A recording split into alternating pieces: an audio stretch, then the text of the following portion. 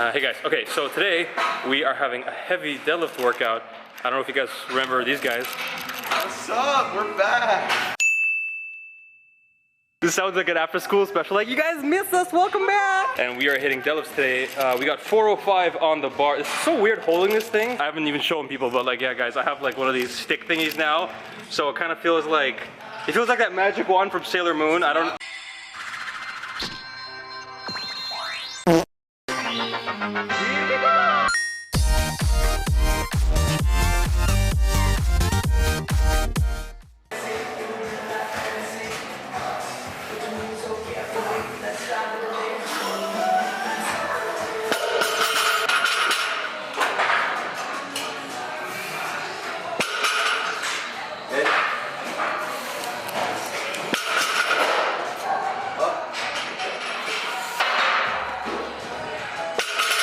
Hey guys, so an interesting side point or, keys to success. They never said winning was easy. So Kyle was going for 425 and he pulled it and it felt a little bit heavy. It wasn't feeling great.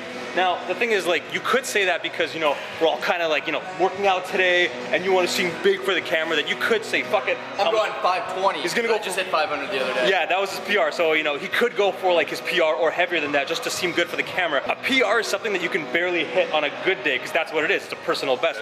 So, we like to lift cool and look good for the camera and be like Roddy Coleman and shit, but that's a very surefire, easy way to snap the shit up. Sometimes you also need to get the reps and get the volume in also, right? On some days it's like, we came in here, we want to have fun, we want to lift cool stuff, we want to look good, but at the end of the day, we don't want to do something stupid, reckless, and dangerous.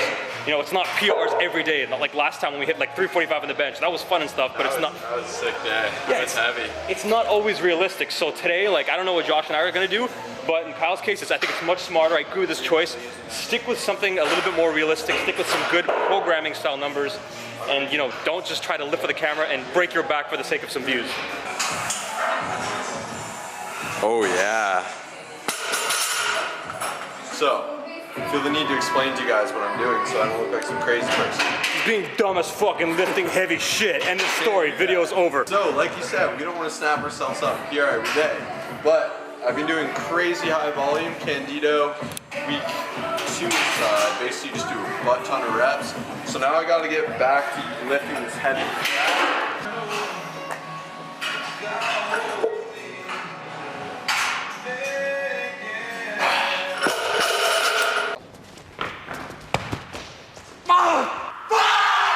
Hey guys, welcome back to my channel. This is Vitruvian Physique. Thank you for stopping by. And you know what? Actually, no, this is too impersonal. Much better. This way we can kind of try this whole like play-by-play, which is so creative, and no one's ever done this. And by no one I mean every other YouTuber in the history of the world. Either way, today is a very important video from an informational standpoint because I'm tackling a problem which has plagued myself, and I guarantee you a lot of other people in the past. That is deadlift form, specifically my deadlift form, specifically my somewhat broken deadlift form. And yeah, this is something that has troubled me like pretty much my entire lifting career. And as you can tell here, not so much from the front, it doesn't look as bad because you can't tell, but definitely from the back and the side. And pretty much one of my biggest problems is that the deadlift essentially turns into a good morning where like my legs shoot up, my hips shoot up, and then my back does the rest of the work. That's definitely not the best thing. But before I get more into that, this was a great workout. This is with Colossus Fitness. I actually did a collab with them back in January. So if you guys haven't seen that video, go check it out. There's a lot of really heavy bench press stuff in there. And it's just a great workout. We hit some heavy deadlifts and followed up with some additional, isolation exercises. This being the T-bar row, which is one of my favorite, absolute favorite all-time back exercises, specifically for building that back thickness and three-dimensionality, which is such a weird word I just made up, as opposed to specifically focusing on back width, which is more lat-based exercises, lat pull-downs. But getting back on track in regards to my problematic deadlift, this is something which I've pretty much been plagued my entire lifting career, and I think the biggest key contributing factor to that is unfortunately not even physical, but psychological, because the physical is something that stems from the psychological. And that's the fact that I just have this reluctance to accept the fact that there is a key fundamental problem with my deadlift structure, my deadlift form, and it's like always evident whenever I go heavier than like 80%, 90% of my estimated 1 rep max. Everybody deadlifts 315, no problem, everything's fine, it's perfect. You can teach classes on how to deadlift properly with my videos when I'm deadlifting 315. It's when I get to 450, 500, 525 when I go for my 1 rep maxes. That's when the deadlift becomes very problematic.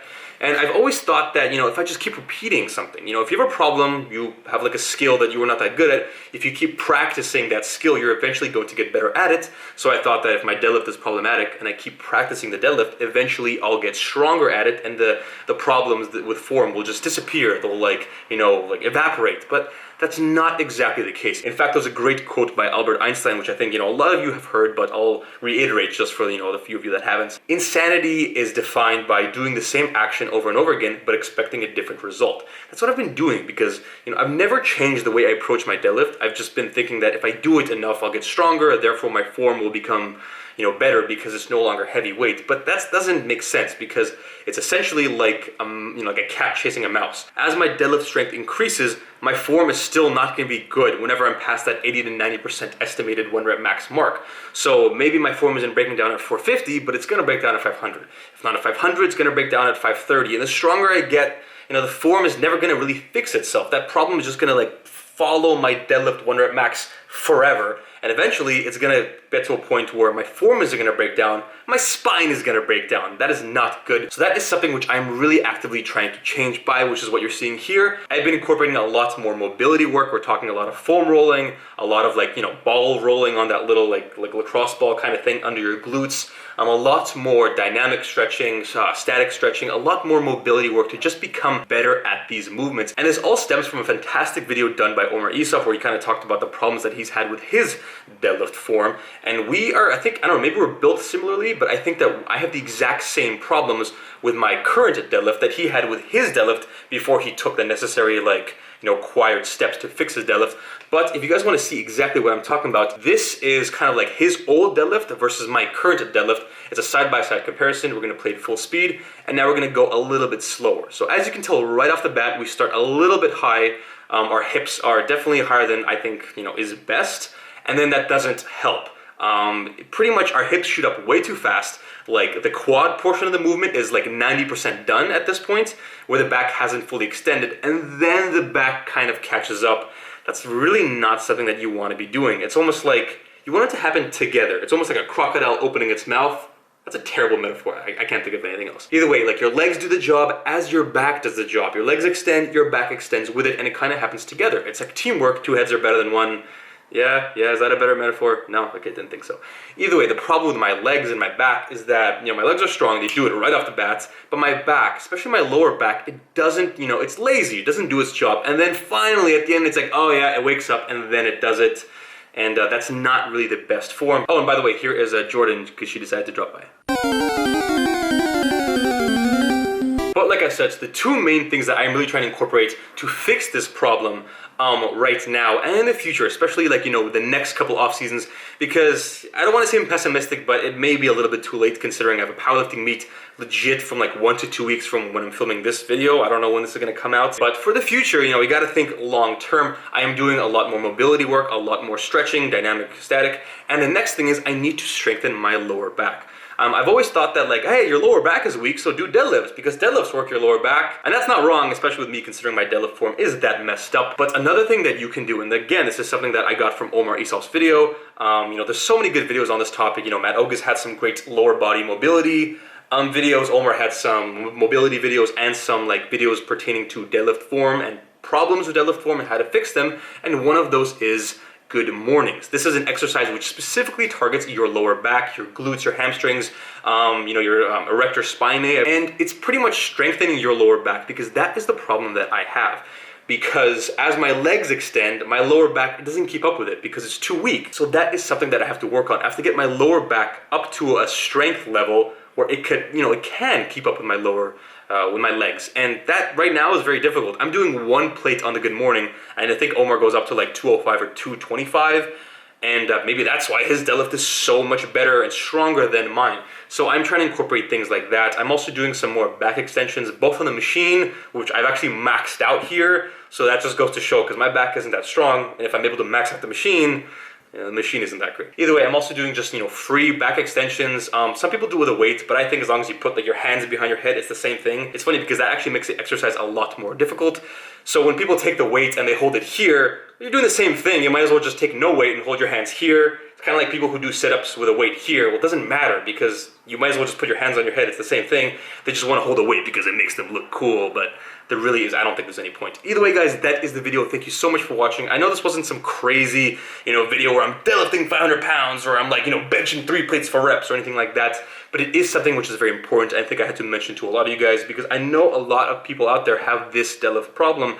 I believe that out of all the issues with deadlift form, this is probably one of the most prevalent. I always try to say like, get stronger, get stronger, get stronger, but I never actually said get better in terms of quality. And that sucks because now, even though I deadlift like in the 500s, I think of someone out there who maybe my body size, but if he deadlifts in the 400s, I'm like, I'm stronger, but my deadlift form may be worse than, him or her. And in that sense, like, you can lift all the pounds in the world, but if someone has a better deadlift form than you, I feel almost like weaker than them. Does that make sense? No? Yes? No? So yeah, that is something that I am definitely going to try to focus on, both in terms of, I said, mobility, stretching, dynamic, static, and a lot more in terms of these exercises specifically targeted at my glutes, my hamstrings, my lower back. Not the glory muscles, This isn't like, your upper back with your lats and your biceps and your chest and your stuff. This is the small stuff that you can't always see, but it is there, and it is invaluable when it comes to supporting your compound movements, such as the squat and the deadlift and, pretty much everything, even the overhead press, like your back, it's important. So yeah, guys, this is just an informational video / vlog / everything. So if any of you guys have similar issues with this, consider watching that video by Omar Isuf. I'll link it in the description because it is so helpful for me. And try some of these things, don't just keep on doing the same thing over and over again.